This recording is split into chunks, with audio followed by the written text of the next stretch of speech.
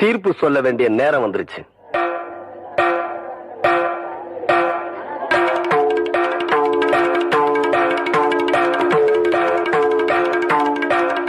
ஆயிரத்தி 1936 வருஷம் சங்கரபாண்டி வாத்தியார் இறந்துட்டாருன்னு உங்க எல்லாருக்கும் தெரியும்.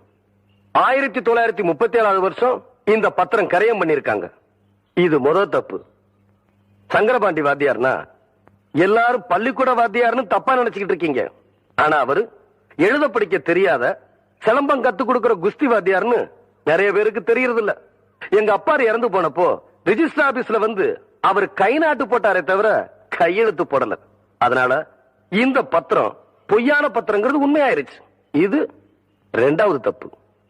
இந்த நிலம் நம்ம கோயிலுக்கு தான் சொந்தம்.